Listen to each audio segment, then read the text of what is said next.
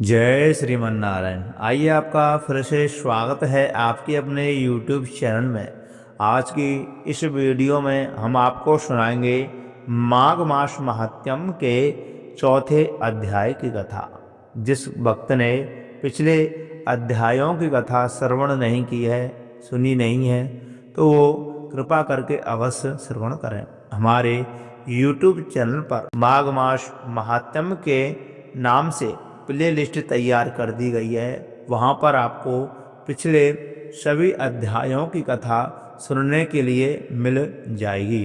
जो भी भक्त सच्ची श्रद्धा और निष्ठा के साथ माघ मास महात्म्य की कथा को सुनता है तो उसे 1000 गोदान के बराबर पुण्य फल की प्राप्ति होती है। तो आइए प्रिय भक्तों, माघ मास महात्म्य के चौथे अध्याय की कथा प्रारंभ करते हैं। तो बोलिए लक्ष्मी नारायण भगवान की जय, सर्वदेवी देवतान की जय, माघ मास की जय।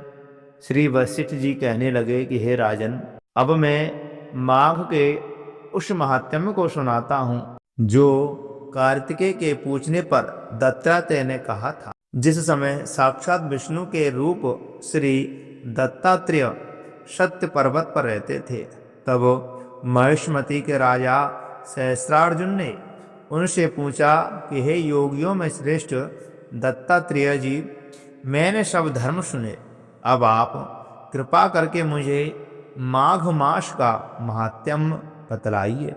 तब दत्तात्रेय जी बोले, जो नारद जी से ब्रह्मा जी ने कहा था वही माघ महात्म्य मैं तुमसे कहता हूँ। इस कर्म भूमि भारत में जन्म लेकर जिसने माघ स्नान नहीं किया, उसका जन्म निष्फल हो गया। भगवान की प्रसन्नता, पापों के नाश और स्वर्ग की प्राप्ति के लिए माघ स्नान अवश्य करना चाहिए। यदि यह पुष्ट एवं शुद्ध शरीर माघ स्नान के बिना ही रह जाए तो इसकी रक्षा करने से क्या लाभ हो।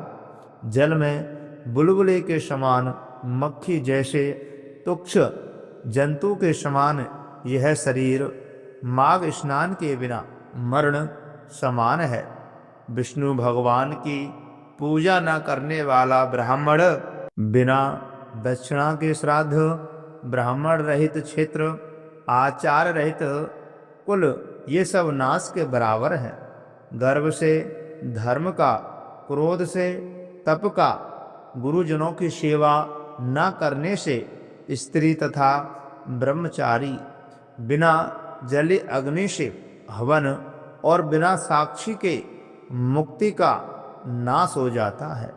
जीविका के लिए कहने वाली कथा अपने ही लिए बनाए हुए भोजन की क्रिया, शूद्र से भिक्षा लेकर किया हुआ यज्ञ तथा कंजूस का धन, यह सब नाश के कारण है।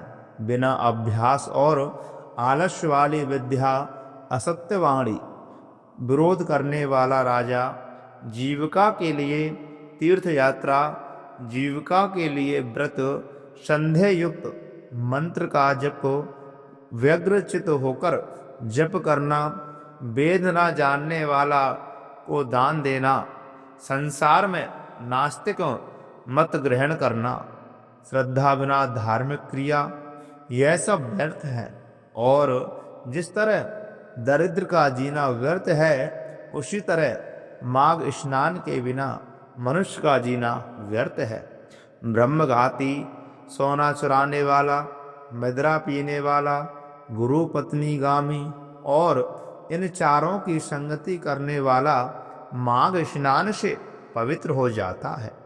जल कहता है कि सूर्य उदय से पहले जो मुझसे स्नान करता है, मैं उसके बड़े से बड़े पापों को नष्ट कर डालता हूँ।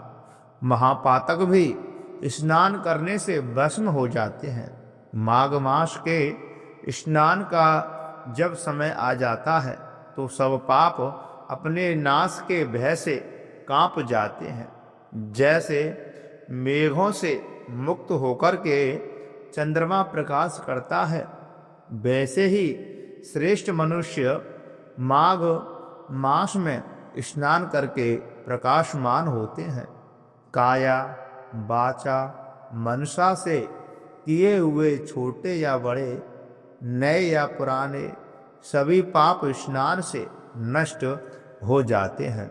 आलस्य के बिना जाने जो पाप किए हों वह भी नाश को प्राप्त होते हैं।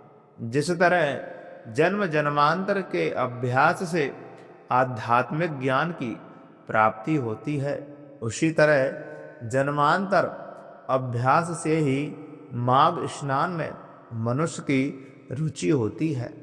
यह अपवित्र को पवित्र करने वाला बड़ा तप और संसार रूपी कीचड़ को धोने की पवित्र वस्तु है।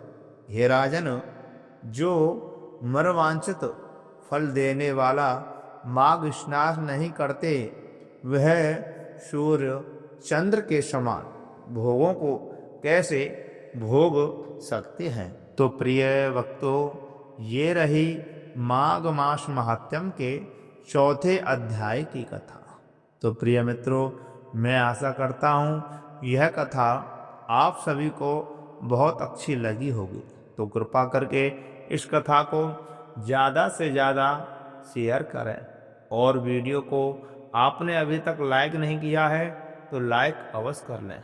अगर आप हमारे चैनल पर पहली बार वीडियो देख रहे हैं तो कृपा करके चैनल को सब्सक्राइब अवश्य कर लें, और बगल में लगी बेल आइकन घंटी को भी दबा दें, जिससे कि हमारे द्वारा जो भी जानकारी दी जाए वो आपको प्राप्त हो सके। और कमेंट बॉक्स में लक्ष्मी नारायण भगवान की जय अवश्य लिखें। तो प्रिय मित्रों, आप सभी भक्तजनों को माघ मास पर्व की बहुत बहुत हार्दिक शुभकामनाएं एवं बहुत बहुत बधाई।